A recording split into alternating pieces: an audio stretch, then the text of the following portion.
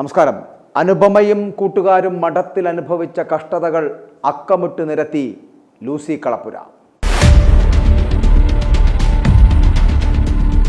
Bishop Franco മുളക്കലിനെതിരായ ബലാത്സംഗ കേസിൽ പരാതിക്കാരിക്ക് പിന്തുണയുമായിട്ട് സമരം നടത്തിയ കുറുവിലങ്ങാട്ടെ 3 കന്യാസ്ത്രീകൾ അവസാനം മഠം വിട്ട വാർത്ത ഞങ്ങൾ കഴിഞ്ഞ ദിവസം പുറത്തുവിട്ടിരുന്നു. മിഷണറീസ് ഓഫ് ജീസസ് സന്യാസ സഭാംഗങ്ങളും Kuruvilangad Nadukunnu Saint Francis mission ഹോമിലെ അന്തേവാസികളുമായിരുന്ന sister Anupama, sister Neena Rose, sister Josephine എന്നിവരാണ് കന്യാസ്ത്രീ വേഷം ഉപേക്ഷിച്ചത് എന്ന് ഞങ്ങൾ വാർത്ത ചെയ്തിരുന്നു. പരാതിക്കാരി അടക്കം 6 കന്യാസ്ത്രീകളാണ് മഠത്തിൽ ഉണ്ടായിരുന്നത് എന്നതടക്കമുള്ള വാർത്തയാണ് അത്. അപ്പോൾ നമ്മൾ അവിടെ എടുത്തു പറയേണ്ട പേരുകളിലൊന്നാണ് ലൂസി കളപ്പുരയുടേത്. കാരണം സഭാധികൃതരുടെ അതിക്രമങ്ങൾക്കെതിരെ ഒറ്റയ്ക്ക് നിന്ന് നിയമപരമായി പോരാടുകയും അത് പൊതുസമൂഹത്തിന് മുന്നിൽ കൊണ്ടുവരികയും ജീവൻ പോകാതെ ആ മഠത്തിൽ നിന്ന് രക്ഷപ്പെടുകയും ഒടുവിൽ കുപ്പായമൂരി ദൂരെ കളയുകയും ചെയ്ത വ്യക്തിത്വമാണ് അവർ, അതായത് ലൂസി കളപ്പുര. അന്ന് ഇത്തരത്തിൽ മഠത്തിൽ നടക്കുന്ന വൃത്തികേടുകൾ പൊതുസമൂഹത്തിന് മുന്നിൽ എത്തിച്ചതുകൊണ്ട് അവർക്ക് നല്ല പിന്തുണയും കിട്ടിയിരുന്നു പൊതുസമൂഹത്തിൽ നിന്നും. കൂടാതെ മഠത്തിനുള്ളിൽ ഈ മെത്രാന്മാരും പാതിരികളും മദർ സുപ്പീരിയേഴ്സും പിന്നെ അവരുടെയൊക്കെ പിന്നാമ്പുറം താങ്ങുന്നവളുമാരുടെയൊക്കെ നിർലജ്ജം കാണിച്ചു കൂട്ടിയ അല്ലെങ്കിൽ ഇപ്പോഴും കാണിച്ചു കൂട്ടുന്ന വൃത്തികേടുകളെക്കുറിച്ച് പുസ്തകം വരെ എഴുതുകയും ചെയ്തു ലൂസി കളപ്പുര. ക്രിസ്തീയ സഭയിലെ അധികാര ദുർവിനിയോഗത്തെയും ലൈംഗിക അരാജകത്വത്തെയും പൗരോഹിത്യ മേധാവിത്വത്തെയും അഴിമതിയെയും തുറന്നെതിർത്തുകൊണ്ട് സഭയ്ക്കുള്ളിൽ നിന്നുകൊണ്ട് തന്നെ സമരം ചെയ്ത് നവീകരണത്തിന് വഴി തുറക്കുന്ന നിലപാടുകൾ സ്വീകരിക്കുന്ന സിസ്റ്റർ ലൂസി കളപ്പുര അവരുടെ സഭാജീവിതാനുഭവങ്ങൾ തുറന്നെഴുതുകയാണ്. അവിടെ ഇരുട്ട് നിറഞ്ഞ മുറിയിൽ ഉൾവലിഞ്ഞ് മതത്തിനുള്ളിലെ പൗരോഹിത്യ പുരുഷാധികാരത്തിന് മുന്നിൽ ശരീരവും ആത്മാഭിമാനവും അടിയറ വയ്ക്കുന്നതല്ല തൻ്റെ ആധ്യാത്മികതയെന്ന് ഈ ആത്മകഥ ഉറക്കെ പ്രഖ്യാപിക്കുന്നുമുണ്ട്.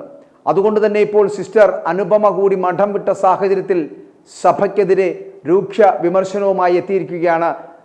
ബിഷപ്പ് ഫ്രാങ്കോ കന്യാസ്ത്രീയെ ബലാത്സംഗം ചെയ്തെന്ന് ആരോപിച്ച് സമരം ചെയ്തവരിൽ മുൻനിരയിൽപ്പെട്ട ലൂസി കളപ്പുര. ലൂസിക്കൊപ്പം സമരരംഗത്തുണ്ടായിരുന്ന സിസ്റ്റർ അനുപമ സന്യാസ വസ്ത്രം അഴിച്ചുവെച്ചപ്പോൾ പിന്തുണയുമായി എത്തിയതാണ് ഇവർ. ബിഷപ്പിനെതിരെ നടപടി ആവശ്യപ്പെട്ട പ്രതിഷേധത്തിന് ലൂസിയെ സഭ പുറത്താക്കിയിരുന്നു. സഭയിൽ നിന്നുള്ള ഒറ്റപ്പെടുത്തലാണ് അനുപമയും സന്യാസ ജീവിതം അവസാനിപ്പിക്കുവാൻ തീരുമാനിച്ചതിന് കാരണം. ലൂസി കളപ്പുര ഒരു ഫേസ്ബുക്ക് പോസ്റ്റിലൂടെയാണ് ഈ സഭയ്ക്കെതിരെ രൂക്ഷ വിമർശനം നടത്തിയിരിക്കുന്നത്. ആ പോസ്റ്റിൽ പറയുന്നത് ഇതാണ്. ഇങ്ങനെ തുടങ്ങുന്നു: ധീരതയുടെ നേർക്കാഴ്ച.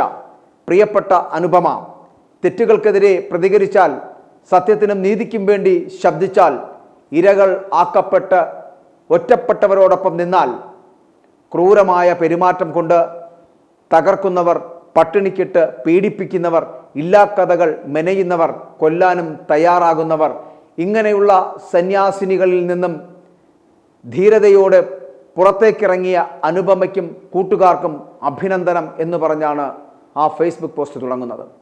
മോശമായ കമൻറ്റുകൾ പറയുന്നവർ അവർ ആരാണ് എന്ന് പറയാതെ തന്നെ പറഞ്ഞു വെക്കുന്നുണ്ട്. അവരുടെ വാക്കുകൾ ഗൗനിക്കേണ്ട, അവർ തന്നെ എന്നുകൂടി കുറിക്കുന്നു. ഫ്രാങ്കോ എന്ന വ്യക്തിയുടെ തെറ്റുകൾക്കെതിരെ സംസാരിച്ച് സിസ്റ്റർ അനുപമയും കൂട്ടരും, സിസ്റ്റർ ലൂസി എന്നിവരും ക്രൂരമായ സന്യാസം പെരുമാറ്റത്തിൻ്റെ നേർക്കാഴ്ചകളിൽ കൂടി കടന്നുപോയി എന്നുള്ളതാണ്. അനുപമയും കൂട്ടരും നേരിട്ട ക്രൂരമായ അധികാര പീഡനങ്ങൾ എന്ന് പറയപ്പെടുന്നത് ഇവയാണ്. ഒന്നാമതായിട്ട് സമൂഹത്തിൽ ഒരുമിച്ചുള്ള എല്ലാ കാര്യങ്ങളിൽ നിന്നും അവരെ അകറ്റി. രണ്ടാമതായിട്ട് ഡ്യൂട്ടികളിൽ നിന്നും മാറ്റി നിർത്തി. മൂന്നാമതായിട്ട് അവർ 6 പേരെയും പൂർണ്ണമായിട്ട് ഒറ്റപ്പെടുത്തി. നാലാമതായിട്ട് ഒരു മഠത്തിൽ 2 ഭക്ഷണശാല ഉണ്ടാക്കി വേർതിരിച്ചു. അഞ്ചാമതായിട്ട് അധികാരികളും അവരുടെ അടിമകളായ സിസ്റ്റേഴ്സും ഇവരോട് ഒന്നും സംസാരിക്കാതെയായി. വെറുപ്പിൻ്റെ ഏറ്റവും വലിയ ഭീകരാവസ്ഥ നേരിട്ടു കുറച്ചു മാസങ്ങൾക്ക് ശേഷം. ആറാമതായിട്ട് കോൺവെന്റ് ബിൽഡിംഗ് ഉള്ള സ്ഥലം ജലന്ധർ രൂപതയുടെ ആയതിനാൽ അധികാരികളായ സിസ്റ്റേഴ്സ് അവിടം വിട്ടു പോകുന്നു. പട്ടി പൂച്ച എല്ലാം കെട്ടിപ്പെറുക്കി യാത്രയായി. ഒപ്പം കോൺവെന്റിന്റെ പേര് എഴുതി വെച്ചിരുന്ന ബോർഡും അവർ കൊണ്ടുപോയി. ഏഴാമതായി അതിലെ വൃദ്ധരായ അന്തേവാസികളെ എങ്ങോട്ടോ അവർ ഒഴിപ്പിച്ചു എന്നുള്ളതാണ്. എട്ടാമതായി ഭക്ഷണം കഴിക്കുവാൻ, ചികിത്സിക്കുവാൻ കൊടുത്തിരുന്ന പണം അവർ നിർത്തലാക്കി എന്നുള്ളതാണ്. 2 വർഷങ്ങൾ കഴിഞ്ഞപ്പോൾ 9ാമത്തെ കാര്യമെന്ന് പറയപ്പെടുന്നത് ഇടയ്ക്കിടെ ഇറങ്ങിപ്പോകണമെന്ന കൽപ്പന ഇവിടെ നിന്നും വന്നുകൊണ്ടേയിരുന്നു ഇവർക്ക് 6 പേർക്കും. 10ാമതായി ജലന്ധർ രൂപത അഡ്മിനിസ്ട്രേറ്റർ കോൺവെന്റ് സന്ദർശിക്കുന്നു എന്നുള്ളതാണ്. 11ാമതായി കോൺവെന്റ് ചെറിയൊരു ഭാഗം തൽക്കാലത്തേക്ക് തരാമെന്ന് പറഞ്ഞ് കുറച്ച് പണികൾ ചെയ്യിക്കുന്നു. 1 വർഷം കൂടി കഴിഞ്ഞപ്പോൾ അങ്ങനെ പണികൾ ചെയ്ത് ജീവിക്കാൻ തുടങ്ങി. 12ാമതായി പറയുന്നത് ഇവിടം വിട്ട് പോകണമെന്നും പോയാൽ എന്തെങ്കിലും ചെയ്യാമെന്നും അഡ്മിനിസ്ട്രേറ്ററുടെ വക അഭിപ്രായം വരുന്നു. സത്യത്തിൽ അതൊരു ചീറ്റിംഗ് ആയിരുന്നു. 13ാമതായി എങ്ങനെയെങ്കിലും ജീവിക്കണമെന്ന ആശയാൽ കോഴിയെ വളർത്തിയും തുണി തയ്ച്ചും ജീവിക്കുവാൻ നോക്കിയ ഈ പറയുന്ന 6 പേരെയും അവരെ ബിസിനസ് നടത്തി സന്യാസോചിതമല്ലാത്ത രീതിയിൽ പ്രവർത്തനം നടത്തുന്നു എന്ന് അധിക്ഷേപിച്ച് കുറ്റപ്പെടുത്തലുകൾ ഉണ്ടാക്കുന്നു.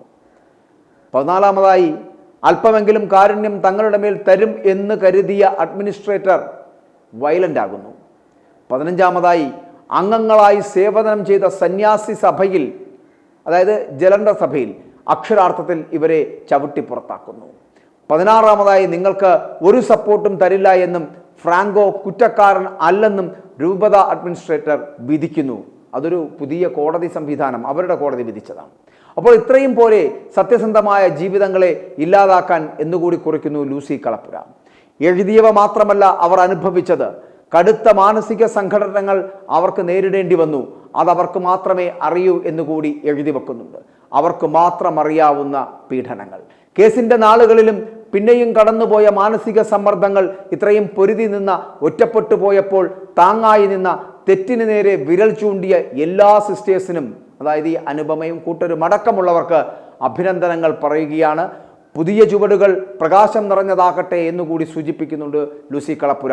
സിസ്റ്റർ ലിസിയും താനും ഏൽക്കേണ്ടി വരുന്ന പീഡനങ്ങൾ, അല്ലെങ്കിൽ ഏൽക്കേണ്ടി വന്ന പീഡനങ്ങൾ മുകളിൽ പറഞ്ഞ 16 നമ്പർ മാത്രമല്ല അതിലും കൂടുതലാണ് എന്ന് ഓർമ്മിപ്പിച്ചുകൊണ്ടും ഞങ്ങൾക്കും ആശംസകൾ എന്ന് പറഞ്ഞാണ് ആ കുറിപ്പ് അവസാനിപ്പിക്കുന്നത് ലൂസി കളപ്പുര.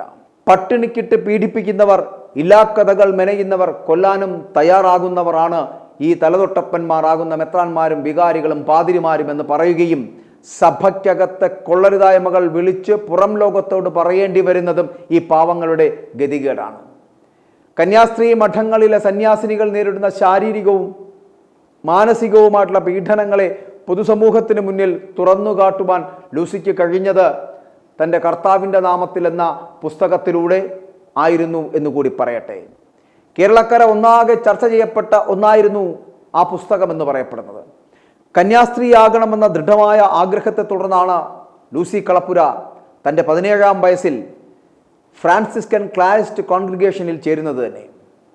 2014 2016 ഇടയിൽ കേരളത്തിലെ കോട്ടയം ജില്ലയിലെ കുറുവിലങ്ങാടുള്ള മഠത്തിൽ വച്ച് മറ്റൊരു കന്യാസ്ത്രീയെ 1ലധികം തവണ ലൈംഗികമായി പീഡിപ്പിച്ചുവെന്ന് ആരോപിക്കപ്പെട്ട ബിഷപ്പ് ഫ്രാങ്കോ മുളയ്ക്കലിനെതിരെ സംസാരിച്ചതിനാണ് സഭ സിസ്റ്റർ ലൂസിയെ വിമർശിച്ചത്. കത്തോലിക്ക സഭയെ പിടിച്ചുകുലുക്കിയ കേസായിരുന്നു ജലന്ധർ രൂപത അധ്യക്ഷനായിരുന്ന ബിഷപ്പ് ഫ്രാങ്കോ മുളയ്ക്കലിനെതിരായ ബലാത്സംഗ ആരോപണം എന്ന് പറയപ്പെടുന്നത്. 2014 മുതൽ 2016 വരെയുള്ള കാലയളവിൽ 13 തവണ പീഡിപ്പിച്ചു എന്നായിരുന്നു മഠം അന്തേവാസിയുമായിട്ടുള്ള കന്യാസ്ത്രീയുടെ പരാതി എന്ന് പറയപ്പെടുന്നത്. എന്നാൽ ഇതിൽ ഏറ്റവും നാണം കെട്ട വസ്തുത എന്ന് പറയപ്പെടുന്നത് എന്താണെന്നറിയാമോ? സാധാരണ ഒരു പൗരോഹിത്യം എന്ന് പറയപ്പെടുന്നത് അവരുടെ പൗരോഹിത്യം നൽകുമ്പോൾ തന്നെ പറയുന്നുണ്ട്, അതായത് ഇത്തരത്തിൽ ബൈബിൾ പറയുന്നുള്ള 10 കൽപ്പനകൾ എന്ന് പറയപ്പെടുന്നത് ലംഘിക്കരുത് എന്ന് പറയുന്നുണ്ട്.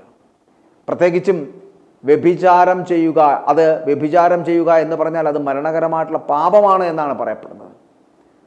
നമ്മൾ തന്നെ മനസ്സിലാക്കേണ്ട അല്ലെങ്കിൽ ഓർക്കേണ്ടത് എന്ന് പറഞ്ഞാൽ, ഒരു ബിഷപ്പ് കോടതിയിൽ സത്യവാങ്മൂലം ഇയാൾ നൽകുകയാണ് താൻ 13 തവണ പലതരത്തിൽ ശാരീരികമായി ബന്ധപ്പെട്ടിട്ടുണ്ട് എന്ന്. ശാരീരികമായി ബന്ധപ്പെട്ടിട്ടുണ്ട് എന്ന് കോടതിയിൽ സമ്മതിക്കുന്ന ആദ്യത്തെ ബിഷപ്പും ചിലപ്പോൾ ഇയാളായിരിക്കാം. എന്നിട്ട് അതെല്ലാം പരസ്പര സമ്മതത്തോടു കൂടിയുള്ള ശാരീരിക ബന്ധപ്പെടലാണ് എന്ന് വരുത്തി തീർത്ത് കോട്ടയം ജില്ലാ അഡീഷണൽ സെഷൻസ് കോടതിയിലെ അടച്ചിട്ട മുറിയിൽ 105 ദിവസം നീണ്ട വിചാരണ നടപടികൾക്ക് ശേഷം 2022 ജനുവരി മാസം 14 ബിഷപ്പിനെ വെറുതെ വിടുന്നതാണ് നമ്മൾ കണ്ടത്. 2018 ബിഷപ്പ് ഫ്രാങ്കോ മുളയ്ക്കലിനെ ബലാത്സംഗ കേസിൽ പോലീസ് അറസ്റ്റ് ചെയ്യുന്നത്. മതപരമായ ജീവിത തത്വങ്ങൾക്കും സഭയുടെ നിയമങ്ങൾക്കും വിരുദ്ധമായ ഒരു ജീവിതമാണ് സിസ്റ്റർ ലൂസി നയിക്കുന്നത് എന്ന് സഭ ഇതുമായി ബന്ധപ്പെട്ട ആരോപണം ഉന്നയിച്ചു. അധികാരികൾ അനുമതി നിഷേധിച്ചുവെങ്കിലും ലൂസി കളപ്പുര ഡ്രൈവിംഗ് ലൈസൻസ് അടക്കം നേടി ഒരു കാർ ലോൺ എടുത്ത് വാങ്ങിക്കുകയും ചെയ്തു. 2019 ലൂസി കളപ്പുര തൻ്റെ പച്ചയായ ജീവിതാനുഭവങ്ങൾ തുറന്നുകാട്ടുന്ന കർത്താവിൻ്റെ നാമത്തിൽ എന്ന ആത്മകഥ പ്രസിദ്ധീകരിക്കുകയും ചെയ്തു. നേരം വൈകി കോൺവെന്റിലെത്തുകയും അതോടൊപ്പം ഒരു TV ചാനൽ നടത്തിയ പരിപാടിയിൽ ലൂസി കളപ്പുര പങ്കെടുത്തതും സഭാ അധികാരികൾ അല്ലെങ്കിൽ ആ സഭാ അധികാരികളിൽ തന്നെ വലിയ വിയോജിപ്പ് സൃഷ്ടിക്കുകയും ചെയ്തു. സന്യാസി വേഷം ധരിക്കാതെ പൊതുസമൂഹത്തിൻ്റെ മുൻപിൽ വന്നതും ഒരു വനിതാ പത്രപ്രവർത്തകയെ കോൺവെന്റിൽ താമസിപ്പിക്കുവാൻ അനുവാദം കൊടുത്തതും ലൂസിയെ കൂടുതൽ ദുരിതത്തിലാക്കി എന്നുള്ളതാണ്. മതിയായ കാരണങ്ങളില്ലാതെ ഇത്തരത്തിലുള്ള പ്രവൃത്തികൾ തുടർന്നാൽ സഭയിൽ നിന്നും പുറത്താക്കുമെന്ന ഭീഷണിക്ക് ശേഷം അവരെ വളരെ കൃത്യമായി പുറത്താക്കുകയും ചെയ്തു ലൂസി കളപ്പുരയെ. മഠങ്ങളിലെ പീഡനങ്ങളും മരണങ്ങളും നിരവധി ഉണ്ടായിട്ടുണ്ട് എങ്കിലും നമ്മുടെ തന്നെ കണക്കനുസരിച്ച് 1965 ശേഷം ഇതുവരെ ഏതാണ്ട് ഒരു 85-ലധികം ദുരൂഹ മരണങ്ങൾ ഉണ്ടായിട്ടുണ്ട് എന്നുള്ളതാണ് ഈ മഠങ്ങളിൽ. ഇങ്ങനെ മരണപ്പെട്ടവരിൽ നല്ലൊരു ശതമാനവും ശാരീരിക, മാനസിക, ലൈംഗിക പീഡനങ്ങളായിരുന്നുവെങ്കിലും ഒന്നും പുറം ലോകം അറിഞ്ഞിരുന്നില്ല എന്നുള്ളതാണ് സത്യം. അതുകൊണ്ട് തന്നെ ഇരു ചെവിയും അറിയാതെ ഒതുക്കി തീർക്കുവാൻ ഇവർക്ക് സാധിക്കുമായിരുന്നു എന്നുള്ളതാണ്. ഇനി ഇവരുടെ കൈകളിൽ ഒതുങ്ങാത്ത ഒരു കേസുകളാണെന്നുണ്ടെങ്കിൽ അത് കിണറുകളിലോ പാറമടകളിലോ ഫാനുകളിലോ കെട്ടിത്തൂങ്ങിയ നിലയ്ക്ക് ശവമായി മാറും. ഇത്തരത്തിലുള്ള കൊലപാതകങ്ങളാകുന്ന ആത്മഹത്യകൾ പുറത്തു വരുമ്പോൾ സ്ഥിരം പല്ലവി വരുന്നത് ഇവർക്ക് മാനസിക അസ്വാസ്ഥ്യം ഉണ്ടായിരുന്നു, വർഷങ്ങളായി ഡിപ്രഷന് മരുന്ന് കഴിക്കുന്നവരായിരുന്നു എന്നൊക്കെയാണ്. അല്ലെങ്കിൽ കുടുംബപരമായി ഇവർക്ക് മാനസിക രോഗം ഉണ്ടായിരുന്നു എന്നുകൂടി പറഞ്ഞു വെക്കും സഭാ നേതൃത്വം. അതായത് ഈ കൂലിയില്ലാ കുപ്പായ തൊഴിലാളികൾ പലപ്പോഴും ദൈവവിളി എന്ന് പറഞ്ഞ് മഠത്തിലേക്ക് പെൺകുട്ടികളെ കൊണ്ടുവരുമ്പോൾ സത്യത്തിൽ 90% വരുന്ന കുട്ടികളും വീട്ടിലെ ദാരിദ്ര്യവും കഷ്ടപ്പാടും കൊണ്ടാണ് ഇവിടേക്ക് എത്തപ്പെടുന്നത് എന്ന് പറയേണ്ടിയിരിക്കുന്നു. അവരുടെ സ്വപ്നങ്ങളും മോഹങ്ങളും ഒക്കെ മാറ്റിവെച്ചിട്ടുള്ള വരവാണത്. അവരെയാണ് ഇവന്മാർ ഉപയോഗിക്കുന്നത് എന്നുള്ളതാണ്. ഒരു 10% താഴെയാണ് ഈ ഘടകങ്ങൾ കൊണ്ട് മറ്റ് ഘടകങ്ങൾ കൊണ്ട് വന്നു ചേരുന്നത് എന്നുള്ളതാണ്. എങ്കിൽ പോലും ലോകത്തിൽ ആരും തന്നെ ഈ പണിക്ക് പോയില്ലെങ്കിൽ പോലും ഇന്നും മലയോര പ്രദേശങ്ങളിലെയും പാവപ്പെട്ട ക്രൈസ്തവ സമൂഹങ്ങളിലെയും പെൺകുട്ടികളെ ഇത്തരത്തിലുള്ള മഠങ്ങളിലേക്ക് കൊണ്ടുപോകുന്നു. ലോകമെമ്പാടുമുള്ള ഇവരുടെ സഭകളിലേക്ക് സംഭാവനയും ചെയ്യുന്നുണ്ട്. അപ്പോൾ ഇവിടെ ഈ സ്ത്രീകൾക്കെതിരെ വർദ്ധിച്ചു വരുന്ന ആക്രമണങ്ങൾ തടയുവാനും മറ്റും സംസ്ഥാന ദേശീയ വനിതാ കമ്മീഷനുകൾ നിലവിലുണ്ട്. അതുകൂടാതെ ഒരു വ്യക്തിയുടെ ജീവനും സ്വാതന്ത്ര്യത്തിനും സമത്വത്തിനും പരിരക്ഷ നൽകുവാൻ സംസ്ഥാന ദേശീയ മനുഷ്യാവകാശ കമ്മീഷനുകളും അടക്കമുള്ള സംവിധാനങ്ങളുണ്ട്. അവകാശങ്ങൾ ധ്വംസിക്കപ്പെടുന്നവർക്കും അതിക്രമങ്ങൾക്ക് ഇരയാകുന്നവർക്കും അതത് സംസ്ഥാനങ്ങളിലെ അതത് കമ്മീഷനുകളുടെ മുൻപിൽ ആദ്യം പരാതിപ്പെടാനുള്ള അവകാശം വരെ ഉണ്ട്. അപ്പോൾ ഈ കമ്മീഷനുകൾ സിവിൽ കോടതിയുടെ അധികാര പരിധിയിലുള്ളതുമാണ്, അത്തരത്തിലുള്ള അധികാരവുമുണ്ട്. എന്നാൽ ഇതൊക്കെ ഫലപ്രദമായിട്ട് വിനിയോഗിക്കപ്പെടുന്നുണ്ടോ? കൂടാതെ ഇത്തരത്തിൽ മഠങ്ങൾ നടക്കുന്ന അല്ലെങ്കിൽ നടന്നിരുന്ന മരണങ്ങൾ, കൊലപാതകങ്ങൾ, പീഡനങ്ങൾ എന്നിവയൊക്കെ പുനരന്വേഷണം നടത്തുവാനും ഈ മഠങ്ങളിലെ നിജസ്ഥിതി അറിയുവാനും അത് പഠിക്കുവാനും ഒരു കമ്മീഷൻ വെക്കേണ്ടതല്ലേ? പ്രായപൂർത്തി പോലും ആകാത്ത പ്രായത്തിൽ പെൺകുട്ടികളെ അവരുടെ ഇഷ്ടാനിഷ്ടങ്ങൾ നോക്കാതെയും അല്ലെങ്കിൽ അവരുടെ സാമ്പത്തിക പരാധീനതകൾ അല്ലെങ്കിൽ ദാരിദ്ര്യം ഇവ മൂലമോ അതുമല്ലെങ്കിൽ അന്ധവിശ്വാസം കൊണ്ടോ നേർച്ചകൾ നേർന്നത് മൂലമോ ഒക്കെ ഇവരെ ചൂഷണം ചെയ്ത് മഠത്തിലമ്മമാരാക്കുകയും, ഇതിനകത്തൊരു ദാരിദ്ര്യപർവം എന്ന് പറയപ്പെടുന്നത് എന്താണെന്നറിയാമോ? പീഡിപ്പിക്കാൻ വരുന്ന ഈ പാതിരിമാരും മെത്രാന്മാരും അവരെ പോലും അനുസരിക്കേണ്ടതാണ് എന്ന രീതിയിലുള്ള പഠിപ്പിക്കലുകളാണ്. ആ പഠിപ്പിക്കലുകളുമൊക്കെ ക്രൂരമാണ് എന്ന് പറയേണ്ടിയിരിക്കുന്നു. സത്യത്തിൽ ഇതെല്ലാം ക്രൈസ്തവ വിരുദ്ധമാണ്. കാരണം ക്രിസ്തുവിൻ്റെ കൂടെ ഒരു മഠത്തിലമ്മയും ഇരുന്നില്ലായിരുന്നു. വിശുദ്ധ വേദപുസ്തകത്തിൽ ഇത്തരത്തിലുള്ള ഒരു പരാമർശം പോലും ഇല്ലായിരുന്നു. എന്നിട്ടും എന്തുകൊണ്ട് ഇത്തരത്തിലുണ്ടാകുന്നു? തികച്ചും ക്രൈസ്തവരഹിതമായ ഈ പ്രസ്ഥാനം ഇല്ലാതാക്കുക തന്നെ ചെയ്യണം. സത്യത്തിൽ ഇതുപോലുള്ള പരിപാടികൾ നിർത്തലാക്കേണ്ടതാണ്. അല്ലെങ്കിൽ തന്നെ ഈ ഒരു പ്രസ്ഥാനത്തിലേക്ക് പോകണമെന്ന് താല്പര്യമുണ്ടെങ്കിൽ ഒരു 25 വയസ്സിന് ശേഷം, അതായത് ഇവരുടെയൊക്കെ മനസ്സ് ഉറച്ചതിന് ശേഷം അല്ലെങ്കിൽ എല്ലാം ചിന്തിക്കുവാൻ കഴിവുണ്ടായതിനു ശേഷം പോകാൻ പറ്റുന്ന ഒരവസ്ഥയിലേക്ക് എത്തണം. ഇപ്പോൾ തന്നെ ഇത്തരത്തിൽ 10,000-കണക്കിന് സ്ത്രീകൾ മഠങ്ങളിൽ കുരുങ്ങിക്കിടക്കുകയാണ്. അവർക്ക് തിരികെ വീടുകളിലേക്ക് ചെല്ലാൻ ഒരു തരത്തിലുമുള്ള നിർവാഹമില്ല. കാരണം അവർ തിരികെ എത്തിയാൽ മഠം ചാടി എന്ന പേരിൽ കളിയാക്കലുകൾ ഉണ്ടാകും. കൂടാതെ സഹോദരങ്ങൾ ആരും തന്നെ ഇവർ വീടുകളിലേക്ക് കയറ്റില്ല. കൂടാതെ സമൂഹത്തിൻ്റെ ഭാഗത്തു നിന്നുള്ള നാണക്കേട് ഉണ്ടാകുന്ന തരത്തിലുള്ള പ്രവൃത്തികൾ, ഇതൊക്കെ മനം തളർത്തുമ്പോൾ എങ്ങനെയെങ്കിലും ഇവിടെ പീഡനങ്ങളും യാതനകളും സഹിച്ച് മുന്നോട്ട് പോകുന്നതാണ് നല്ലത് എന്ന് കരുതിയാണ് പലരും ഈ മഠങ്ങളിൽ തന്നെ അവരുടെ ജീവിതം ഹോമിക്കുന്നത് എന്നുള്ളതാണ്. ഇനി ഇതൊന്നും സഹിക്കാൻ വയ്യാതെ വരുമ്പോൾ അവർ കിണറ്റിൽ ചാടുകയോ ഫാനിൽ തൂങ്ങുകയോ ചെയ്യുന്ന തരത്തിൽ എത്തിച്ചേരും. സത്യത്തിൽ വല്ലാത്ത ഗതികെട്ട ജീവിതമാണ് ഇവർ നയിക്കുന്നത് എന്നുള്ളതാണ്. നമുക്കറിയാം, പുറമേ വെള്ളക്കുപ്പായമിട്ട് നടക്കുന്ന ഇവരുടെയൊക്കെ മനസ്സിൽ പുകയുന്ന ഒരു അഗ്നിപർവ്വതം, അത് ആർക്കും തന്നെ കാണാൻ സാധിക്കുന്നില്ല എന്നുള്ളതാണ്. അതിനാൽ ഇത്തരത്തിലുള്ള ഈ ക്രൂരമായ പ്രവൃത്തികൾക്കെതിരെ പൊതുസമൂഹത്തിൻ്റെ ഒരു ശ്രദ്ധ വേണ്ടതാണ്. അതിൽ ഈ വിഷയത്തിൽ തന്നെ അടിയന്തരമായിട്ട് ഒരു ചർച്ച നടത്തേണ്ടതാണ്. അത് അനിവാര്യമാണ്.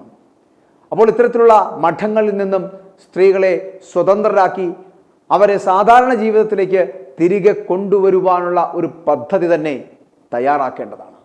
ഇല്ലെങ്കിൽ മഠങ്ങളിൽ ഇനിയും ഇത്തരത്തിലുള്ള കൊലപാതകങ്ങൾ നടന്നുകൊണ്ടേയിരിക്കും. i2i News, an eye for truth.